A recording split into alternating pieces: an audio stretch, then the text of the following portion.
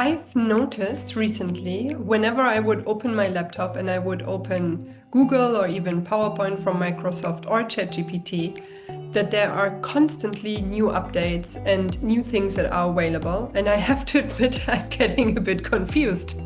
So, in today's episode, we are going to learn a lot more about ChatGPT 5, and Abba is here to guide us through everything we need to know. Welcome to this episode of Who Do You Want to Be? And here with me is Abba. Good morning, Abba. Good morning. How are you today? I'm very well, thank you. How are you? Really good. I'm excited to talk about the changes and updates specifically in ChatGPT 5. I'm not someone to keep track of all the updates because it's super overwhelming. It's really hard to keep up. However, in this case, we kind of have to keep up with it because all the other models of ChatGPT have been discontinued. So we have no choice but to use ChatGPT 5. The model before this was ChatGPT 4.0, and there were multiple other models under it.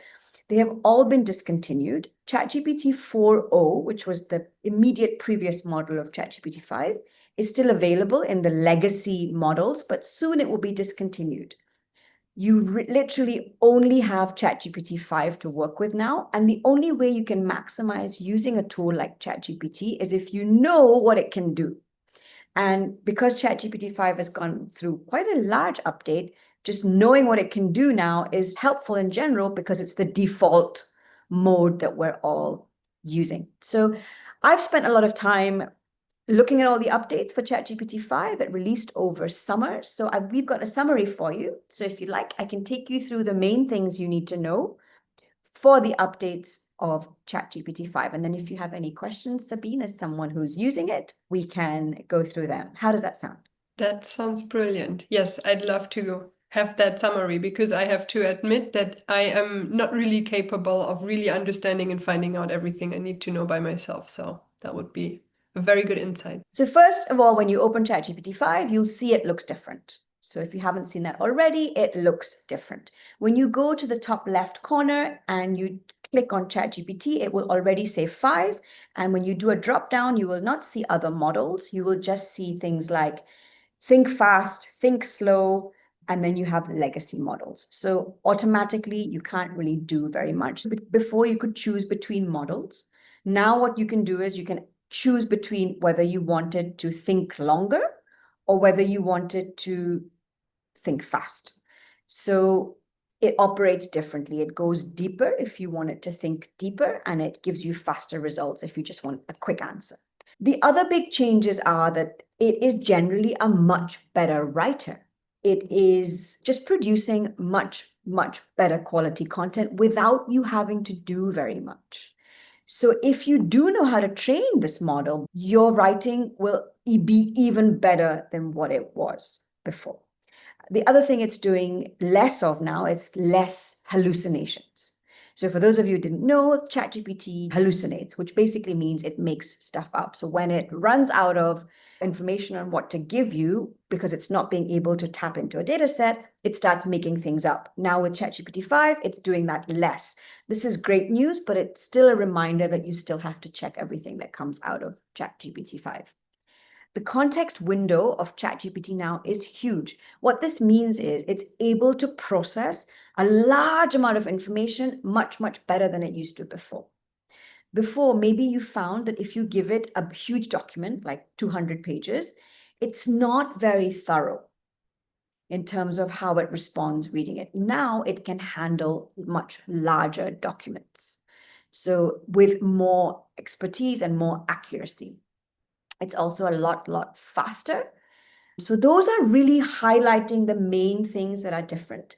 What you'll also find in ChatGPT 5, and this has not come out only with ChatGPT 5, but it was between ChatGPT 4 and ChatGPT 5.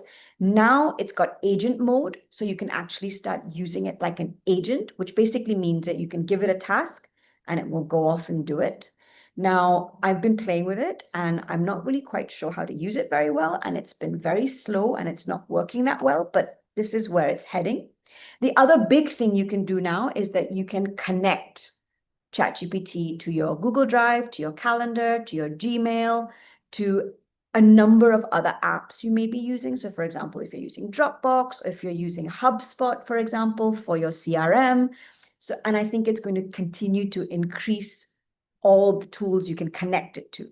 Now, this is phenomenal because it means it can actually help you more specifically. Like if it can go into my Google Drive and find a document and help me do something, that's amazing. However, what we need to keep in mind is that the more advanced these tools get and the more they can connect with everything, the security risk is higher.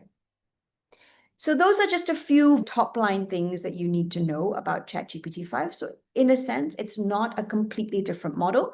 It's just doing things better. And the one last thing I'm going to say before we get into some questions is that its coding ability has increased phenomenally. So if you wanted to use it to code something without knowing how to code, it can write much, much better code now and help you actually through the process of building something on your own. It will literally map out an entire code for you if you want to build a calculator or a dashboard or anything like that.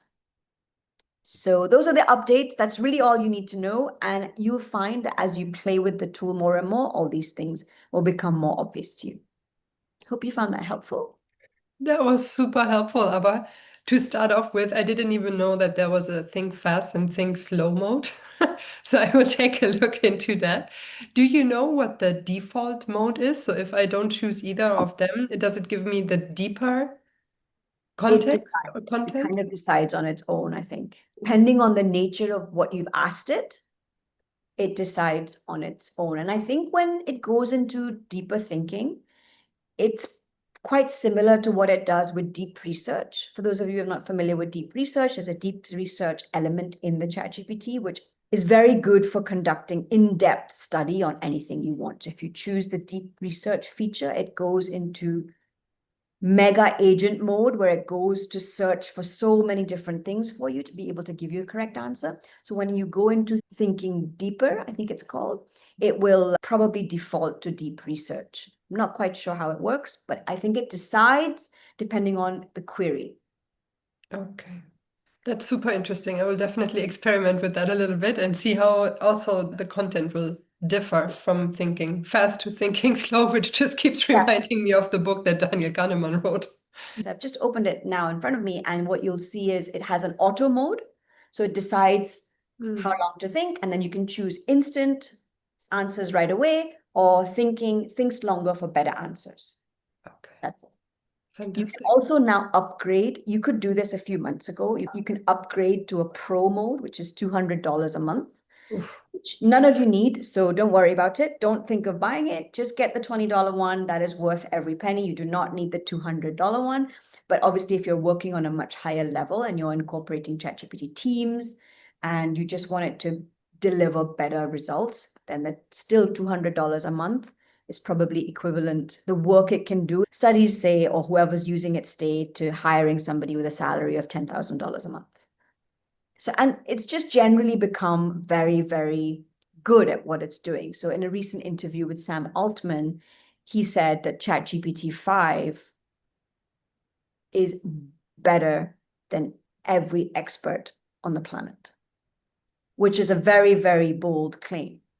So what he's saying is that it's so well trained that it can literally give you really, really good outputs, better than the average expert. So it's insane. But of course, we need to remember that it's not a person and it doesn't understand nuances and it doesn't understand complexities of situations. So of course, the expertise that it's offering is very limited because it doesn't really understand like a human. So we need to always keep that in mind. One thing that Sam Altman also said, which is very interesting about ChatGPT 5, is that they have invested a lot of money in the health related data, that the data set that it's been trained on.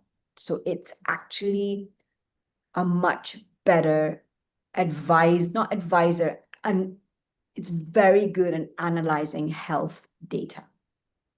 So again, interesting. They've obviously found that a lot of people are using this on many levels for that. So that's what they've invested in ChatGPT 5. So all around, just much better, faster to work with, deeper research, agent mode, coding, better thinking. So if you haven't started using ChatGPT yet, you need to start. And if you don't yet pay for it, it's the best $20 you will spend. Those are the updates, and that's all you need to know. That's really amazing. I mean, to be very honest, I am just fascinated by what all is possible because now our everyday tool really is ChatGPT, and we didn't even know that something like this would become existent, let's say 5 years ago. And now it's the absolute go-to. So I use ChatGPT multiple times a day for lots of different tasks. And I did have this pop-up window where it asked me if I wanted to connect all of my calendars and my inboxes to it. My immediate thought was, oh, how awesome, then it can help me with writing my emails. So I clicked on the first consent and then I had to log in through my Microsoft app and all of that. And while I was waiting for everything to connect, I was thinking, do I actually want ChatGPT to have complete visibility on everything that's in my inbox? Because it also said, if you consent to this, then it has the permission to log into apps that you didn't even permit it to do or something like this. It can read all of your emails. And that was the moment where I actually decided to click on cancel because I thought it might be extremely useful and helpful and it might save me a lot of time if it would, just auto draft all of my email responses. But on the other hand, I thought if I do that, I'm completely transparent. It's like ChatGPT would really know everything about me. And that's the one bit where I said, no, I'm actually not willing to give that up for the luxury of saving some time when, for example, I'm going into email responses. So maybe that is the only perk I was thinking of, which was then having an impact on the decision I made. But maybe there is a lot more that I can benefit from when I choose to integrate ChatGPT into my calendars and everything else. That I don't know. Do you know anything about that? Interesting you say that because I felt exactly the same. And Mm. even though I am a very heavy user and I also need to just try all these things because I teach them, I was hesitant. I'm also hesitant to give it access to my Google Drive because my life is on my Google Drive. So it is a real concern and it is a real, very valid way to feel. However, I also feel that if we don't do that, we're not using the most of what we can. So again, it's a very personal choice. And I think over time, I feel like it's just going to become so natural. Like everything is on our phones, right? Like literally, if Apple had to get everything, they can probably get everything, right? Similarly, Google as well, if Google had to get all my information, of course, we're protected by privacy laws in both Apple and Google. But then again, so it's not a very straightforward answer. Ways to do it would be, for example, if you have a work email that's purely work related and that does not really have that much confidential information, and you want to use a tool like ChatGPT to help you get your work done faster, maybe you connect the work email. Maybe you build a Google Drive specifically for ChatGPT to connect to. That is, you've vetted all the information in there and you have no issues with it going into that kind of information. I think they are working on enhancing privacy and security as well, especially for teams and enterprise level, because obviously it enables you to do so much. But then if privacy and confidentiality is a concern, people aren't going to use it. So I do think they are building security layers across these things and encryption. But again, I think it's still a bit of gray area. So if you don't feel comfortable, just as you said, don't do it. There are tools out there that are not ChatGPT that are built with encryption and privacy settings so that you can add it to your email. And actually, some of them claim to not be able to read your emails. So for example, there are a couple of tools that help you clean up your inbox. You can basically install it and help you get rid of the spam and unsubscribe from all the stuff that you've subscribed to over the years that's just loading your inbox. Rather than doing it manually, it will just literally identify these and unsubscribe for you after getting some instructions. These tools and I've used them. The only reason I used them is because in the consent, it explicitly stated, we do not read your emails. Mm-hmm. But what they can read is the subject line. They can see the sender and they have some algorithm to check whether it's spam or genuine or not, and they can read the subject line and they kind of sort it according to that. So it really depends, but yeah, it's a very valid concern. So if anybody feels like that, know that that's absolutely normal. But if you go on and look at people who've been using AI way before our time, who are really like very ahead of the game, they believe that the only way to really automate stuff is by having complete integration. And when you listen to people, again, like Sam Altman, and I keep referring to him because I feel like he's one of the very few people who's a very explicit spokesperson about AI, but he's also building the systems. So he's speaking from both sides. He's not just talking about AI, he's actually building it. So I kind of default to him. He says that it's just going to become such a natural extension of everything we do. It's just going to become such a natural integration that, you won't really feel it moving forward. It's just going to become part of our lives. So again, like we talk in this podcast, everything has its pros and cons. Everything is a personal decision. You don't have to do anything you're not comfortable with. But it would also be a shame not to maximize the use of these tools that's being given to us. But then also we need to have our own boundaries. That's an excellent point, and this was so useful, Abba. Thank you so much. Also for giving alternatives regarding the email inbox, because what you mentioned is exactly what I need. Just deciding on how I can declutter my inbox because it's overfull at the moment.